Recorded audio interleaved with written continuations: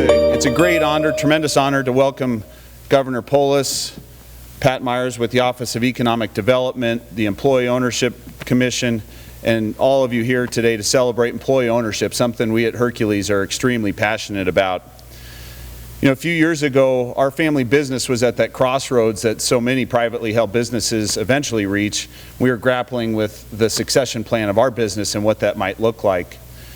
And over the previous nearly 60 years, we had grown our business to over 500 employees, many of which work here in the heart of Denver, manufacturing heating and air conditioning products that we distribute throughout the western United States. And those 500 employees had really helped our business become what it was at that time.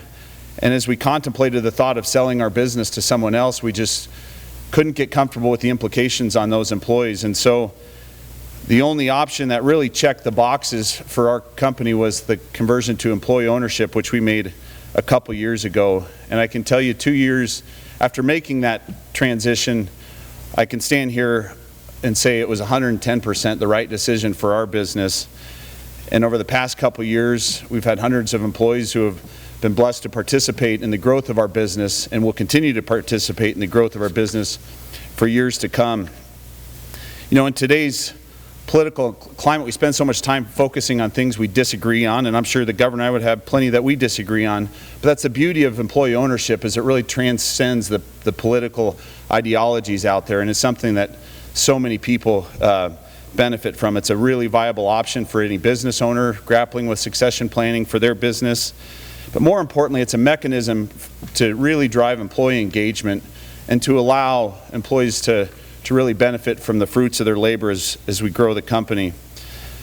So I really applaud Governor Polis for his support of employee ownership, really as a champion of employee ownership among all the governors throughout the country, and firmly endorse the idea of employee ownership for any Colorado business.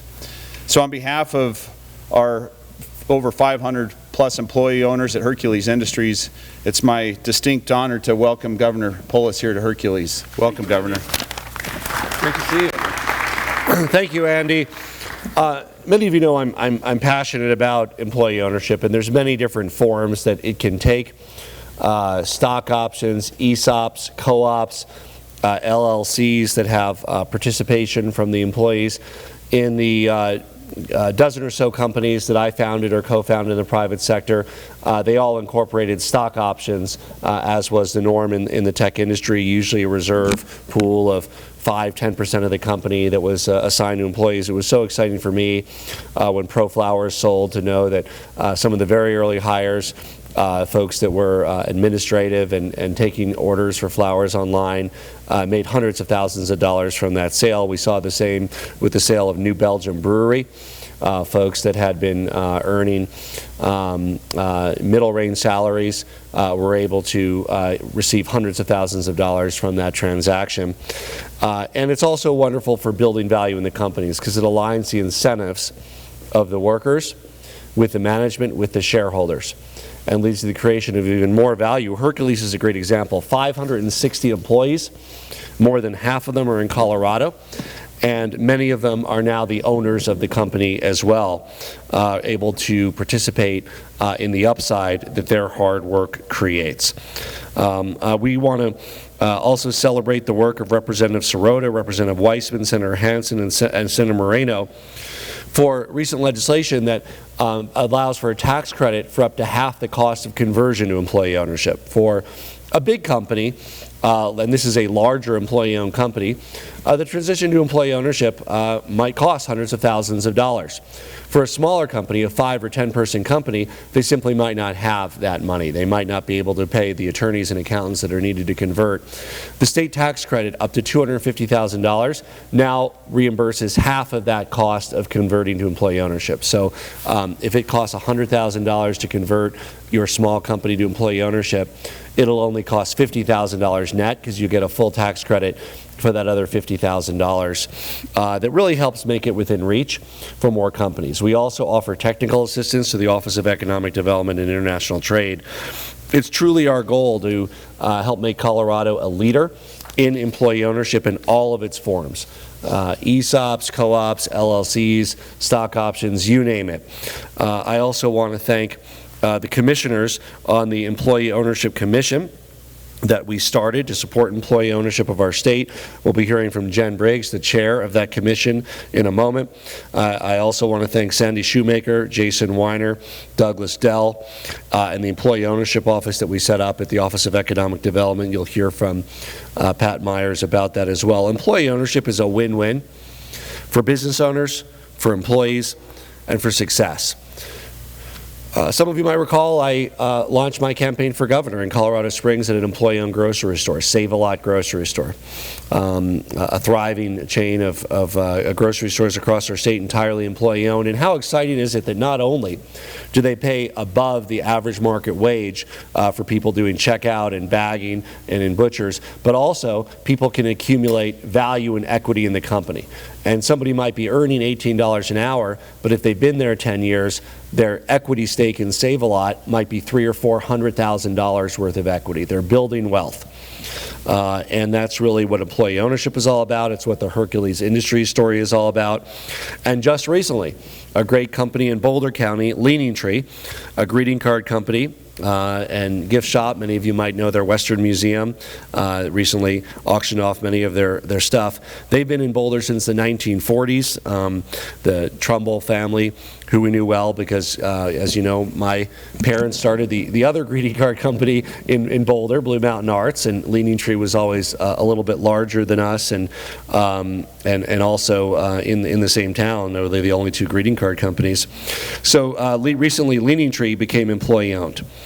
And that they have thousands of unique greeting cards, Western style, very popular, and it really shows that employee ownership can work across every industry, businesses of all sizes. It's a great for succession planning, and it's great for the long-term prosperity of businesses. So for family-owned businesses in particular, but for businesses of all forms, if you're looking at succession planning, if you want a positive change in your company culture, if you're looking for an extra way to attract and retain the very best employees, and let's be honest, who isn't in today's job market, employee ownership will give you that competitive edge.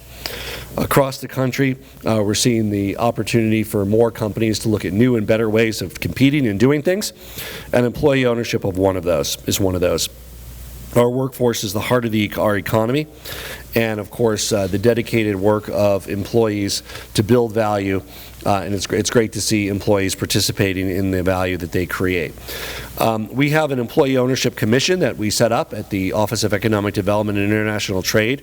We're thrilled to have Jen Briggs, the chair of that commission, join us, and I'd like to welcome Jen to say a few words.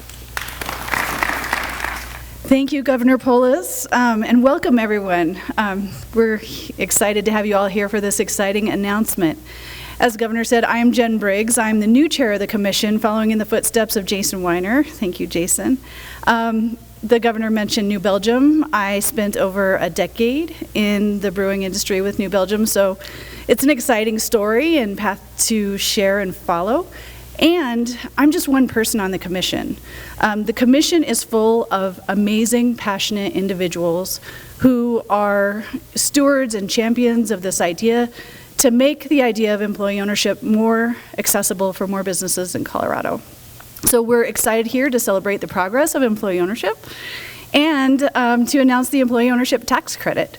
So back in June of 2021, the governor signed a bill into law, HB 21-1311, and that gave us access to this employee ownership tax credit.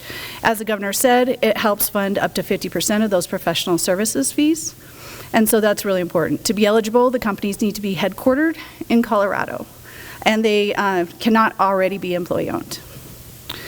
This is really, it's a big achievement for the commission and the Office of Employee Ownership and OEDIT, because this not only makes employee ownership more achievable, but it also makes it more accessible to people. So the incentive for this is to help companies become employee-owned through either an employee stock ownership plan, also known as an ESOP, worker ownership, or employee ownership trust. So it will cover those three. To apply for the credit, we hope it's super simple. The opening is right around the corner. It opens January 2022, which is just in a few days, so that's really exciting. To apply for it, you'll go to the Office of Economic Development application portal. Go ahead and complete the application and get pre-authorized for that. You'll apply for a reservation of the tax credit. You'll be able to apply for the tax credit issuance and then be able to apply that tax credit to the state income taxes. So pretty simple process, really elegant way to help this happen. Again, thank you to Governor Polis for not only being a champion, but also being a practitioner of this. You've seen it, you've done it. There's so many companies who have seen this happen and work incredibly well. And thank you all for being here, because this is a tool that belongs on the menu of economic opportunities for more companies to have access to. So next up is Pat Myers, the head of the Office of Economic Development and International Trade. Thank you, Commissioner Briggs and Governor Andy. Before I became a state government employee a few years ago, I was in business for 20 years, mostly in the consumer restaurant space, but other things. And back in the 90s, our first large company was public, and we took it private in 2001, and from that day on, all of our companies were fully owned by employees until we sold a couple of them to private equity, to JP Morgan, and ultimately sold another one to a Philippine company. But the great thing, as the governor said, was all of our employees participated in that sale. And so it wasn't just a job to them, and we had people who stayed forever because they had an equity stake in the company, and it was a true equity stake. I'm also the state's chief economic recovery officer, and in these days where you need your employees more than ever to be invested in the company and in its success and in its recovery, employee ownership, I think, makes all the difference in the world. So I appreciate the legislation. I believe that OEDIT helped 20 companies convert to employee ownership last fiscal year and is on a roll this fiscal year as well. So we're really looking forward to this program opening up and to how excited new entrants will be. And I'll throw out that if any company ever wants to talk to me about my history with employee ownership, I'd be happy to do that. It's a fun conversation. So thank you very much for attending, and Happy New Year. Happy to take any questions. Marianne. I apologize, I haven't looked at the fiscal note on 1311. What's the annual tax credit that the state's willing to put on this? So this was part of a comprehensive tax package, Marianne, that was fully paid for. In fact, it actually net increased revenue to the state. We'll have to give you the particulars on that package, but this was a very significant tax package that eliminated a number of loopholes, added some additional tax cuts, and we'll be happy to give you that fiscal note. I don't have that in front of me. This was a very small one relative to some of the others. Right. Is there a preference for small businesses on this? Is that so it's available for all businesses, but it's more important for small businesses because when you're talking about companies that are 3 people, 5 people, 8 people, the accounting and legal costs can really be prohibitive. They might want to become employee owned, but if your whole company is taking in, $600,000-700,000 a year in revenue, you don't have $150,000 sitting around to become employee owned. You might be able to find $75,000 with the match. So it's more beneficial for small businesses, but absolutely it's available for large businesses too. With apologies to the Hercules employees and to the Office of Economic Development, Governor, regarding clemency, I'm curious, at any time regarding Rahel Aguilar-Medeiros, have you been in contact with, text, phone call, email, any communication with Kim Kardashian? My goodness, Marshall. Is that employee ownership? Well, all I can say is we haven't yet made any announcement on clemency. We typically do it around the Christmas, New Year's period. We'll have some that we are working on. I've already mentioned publicly we're working on using our authority around pardons for 2 ounces of marijuana, so that is in the final stages of being completed, and I'd expect that in the next few days we'll be able to roll out what we're doing with regard to any clemency or pardons that we typically do in the Christmas period. What do you want to know about Kim? Have you communicated with her?